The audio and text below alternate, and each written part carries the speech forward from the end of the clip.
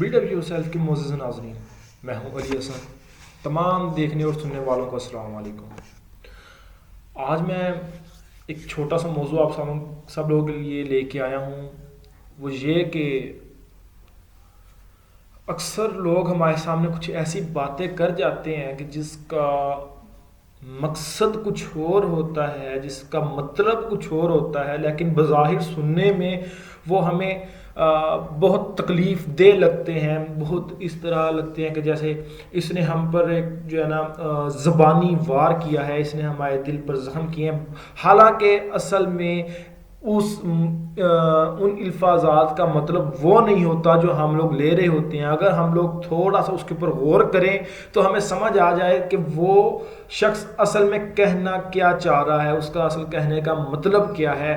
اگر ہمیں اس چیز کا علم ہو جائے تو ہمارے کافی سارے ایسے مسائل حل ہو جائیں گے جو ابھی تک حل نہیں ہو رہے، ہمارے ایسے رشتے بچ جائیں گے جو ہم سے اس وجہ سے ٹوٹ گئے کہ انہوں نے ہمارے ساتھ غلط کلامی کی ہے، انہوں نے ہمارے ساتھ اچھا رویہ نہیں رکھا، حالانکہ بظاہر بات کچھ اور ہے، مطلب کچھ اور ہے۔ میں آپ کو ایک واقعہ سنا دیتا ہوں اس کے حوالے سے کہ ایک شخص مسجد میں بیٹھا تھا جس کی چھوٹی چھوٹی داڑھی تھی، اور حضرت عمر بن خطاب رضی اللہ عنہ اور حضرت علی رضی اللہ عنہ ان کے ساتھ بیٹھے تھے۔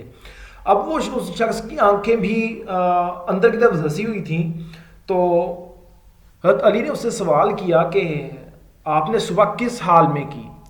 تو اس شخص نے بڑا عجیب و غریب قسم کا جواب دیا۔ اس نے کہا کہ میں فتنے کو پسند کرتا ہوں، میں فتنے کو پسند کرتا ہوں، میں بغیر وضو کے نماز پڑھتا ہوں، میرے پاس اس زمین پر وہ سب کچھ ہے جو اللہ کے پاس آسمان پر نہیں ہے، میں حق کو پسند کرتا ہوں اور حق کو ناپسند کرتا ہوں۔ تو یہ سن کر، کیونکہ حضرت عمر رضی اللہ عنہ بہت ایک جری صحابی ہیں، بہت ایک جرأت والے صحابی ہیں، جن کے سائے سے شیطان بھی بھاگتا ہے، جن کے نام سے رومی سلطنت ابھی بھی کانپتی ہے، تو انہوں نے کہا کہ یہ تو اللہ تعالیٰ کے جو ہے اللہ تعالیٰ کے خلاف بات کر رہا ہے، اللہ تعالیٰ کے دین کے خلاف بات کر رہا ہے، تو میں اسے قتل کر دوں گا۔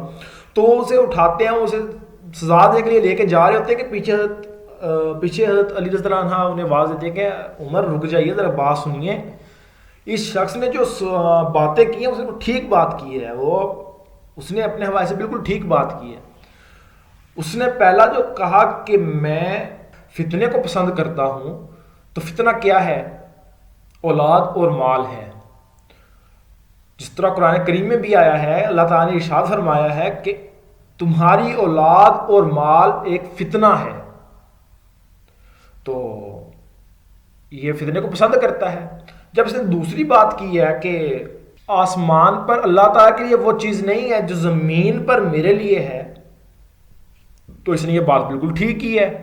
میاں اس کی اپنا بیوی ہے، اس کے پاس اولاد ہے جو کہ اللہ پاک کے پاس نہیں ہے، جس طرح سورۃ اخلاص میں آتا ہے قل هو اللہ احد اللہ الصمد لم یلد ولم یولد ولم یکن له کفوا احد، کہ اللہ تعالیٰ یکتا ہے، اس کا نہ کوئی اولاد ہے، نہ کوئی وہ کسی کا باپ ہے، نہ اس کی کوئی بیوی ہے، نہ کوئی اس کا ہے، وہ اکیلا یکتا ہے۔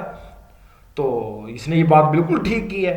جب اس نے تیسری بات کی کہ میں حق کو ناپسند کرتا ہوں، تو اس کا مطلب یہ ہے کہ یہ جو ہے موت کو ناپسند کرتا ہے۔ قرآن کریم میں آتا ہے کہ موت برحق ہے، ہر جاندار کو آئے گی۔ اس نے ایک چوتھی بات بھی کی، اس نے کہا کہ میں بغیر وضو کے نماز پڑھتا ہوں۔ اب بغیر وضو کی نماز کون سی ہوتی ہے؟ اب کوئی نماز نہیں ہوتی، بظاہر تو یہی بات تھی نا، بغیر وضو کے تو کوئی نماز کوئی ہوتی نہیں ہے۔ تو حضرت علی رضی اللہ عنہ نے فرمایا کہ بغیر وضو کی نماز یہ ہے کہ یہ نبی پاک صلی اللہ علیہ وسلم پر درود و سلام جو پیش کرتا ہے، جو صلات پیش کرتا ہے، وہ بغیر وضو کے کرتا ہے، تو وہ جائز ہے بغیر وضو کے ہم وہ چیز درود و سلام پڑھ سکتے ہیں۔ تو جا کے حضرت عمر رضی اللہ عنہ کے چہرے پر تھوڑی مسکراہٹ آئی، تب انہوں نے جا کے اس شخص کو چھوڑا، تب اس شخص کو معاف کیا۔ کہنے کا مطلب یہ ہے کہ حضرت جب صحابہ کرام بھی آپس میں بیٹھ کر ایسی گفتگو کر سکتے ہیں، جب ان سے بھی ایسا کوئی روش اختیار ہو سکتی ہے، ہم بھی انسان ہیں لیکن ہمیں تھوڑا سا اس پر غور کرنا چاہیے، الفاظات پر اپنے غور کرنا چاہیے کہ ہم بول کیا رہے ہیں۔